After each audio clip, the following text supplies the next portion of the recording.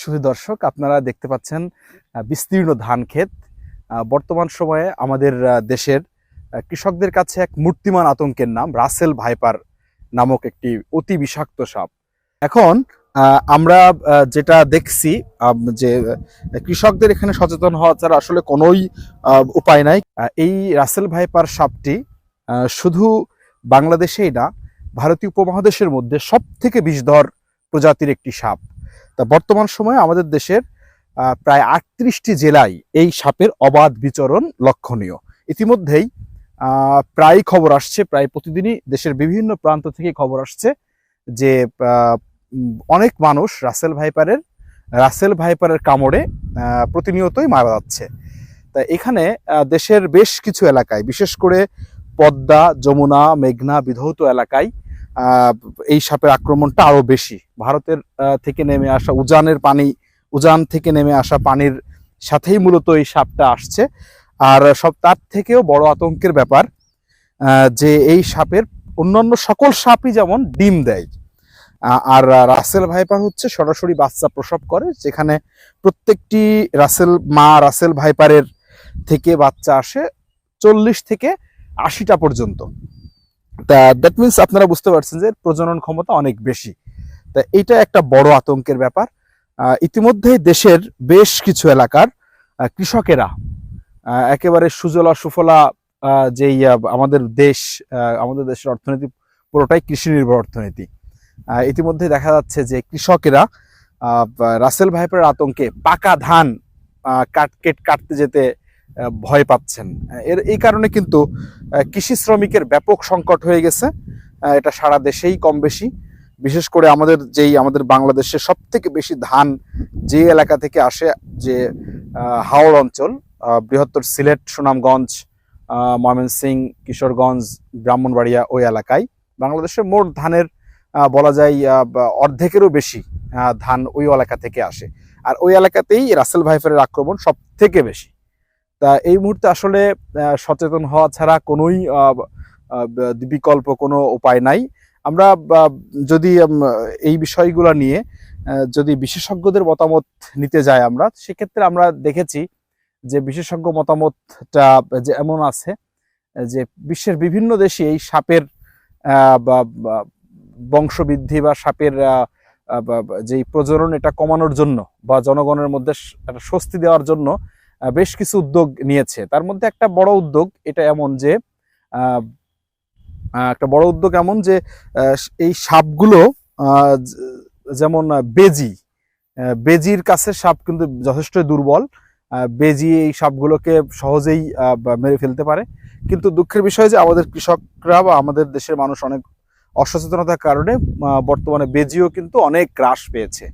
তা সরকার চাইলে কিন্তু যে এই বেজির উৎপাদনটা বাড়িয়ে, বেজির প্রয়োজন যদি হয় পৃথিবীর বিভিন্ন দেশে, এটা কিন্তু আমি জেনে শুনেই বলতেছি, দায়িত্ব নিয়েই বলছি, পৃথিবীর বিভিন্ন দেশে খামারে বেজি চাষ করে। আমাদের যেমন ধরো আমরা বলি মাছ চাষ, যে হাঁস মুরগি পোলট্রি যেভাবে চাষ করা হয়, এরকম পৃথিবীর বিভিন্ন দেশে খামারে ব্যাপক পরিমাণে বেজি চাষ করে এবং সেই বেজি পরবর্তীতে ছেড়ে দেওয়া হয় কৃষকের মাঠে।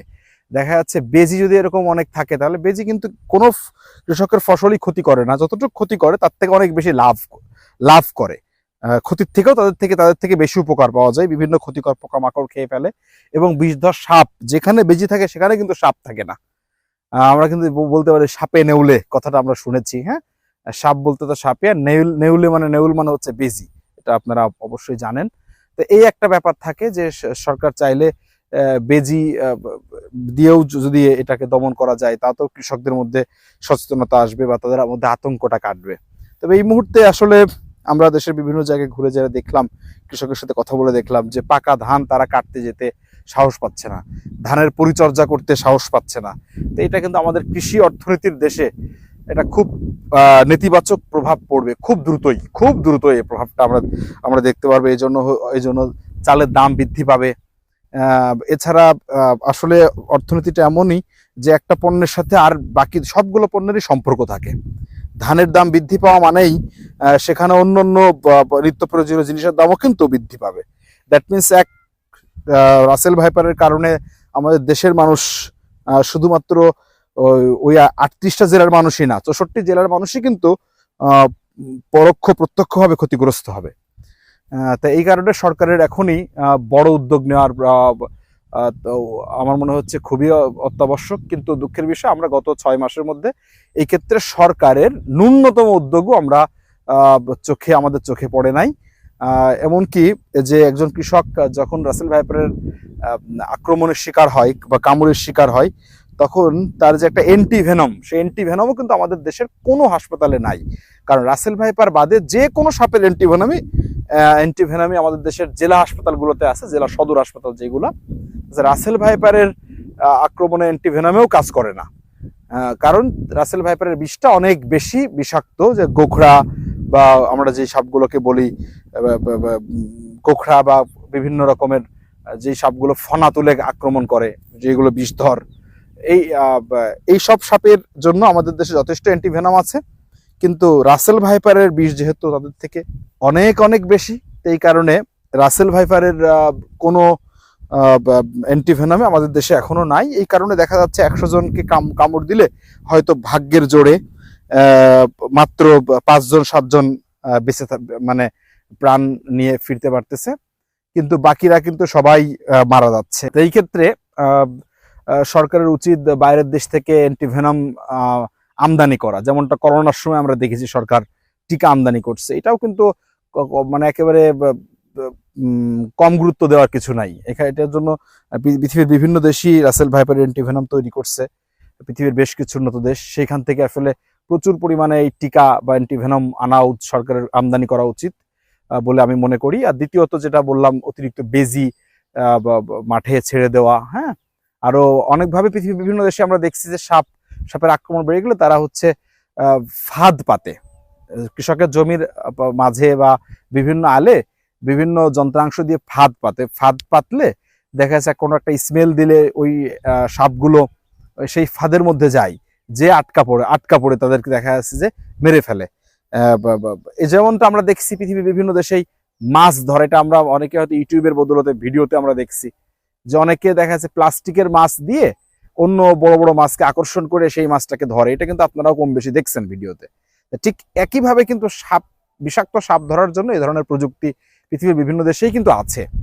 তা আমাদের দেশে কিন্তু সেটা কেউই দেখিনি আমরা সরাসরি, হয়তো কিছু মানুষ আমরা আপনারা ইউটিউবে দেখেছেন। তা এইগুলোও যদি সরকার করে তাহলেও কিন্তু দেখা যাবে যে কৃষকের মধ্যে আতঙ্কটা কাটবে। যখন কৃষক যখন দেখবে যে সরকার উদ্যোগ নিছে বা বাংলাদেশের বিভিন্ন জায়গা থেকে পাওয়া যাচ্ছে, তখন তো আতঙ্ক কাটবে বলে আমি মনে করি। এটাই ছিল আমার ছোট্ট পরামর্শ। ধন্যবাদ আপনাদের সবাইকে।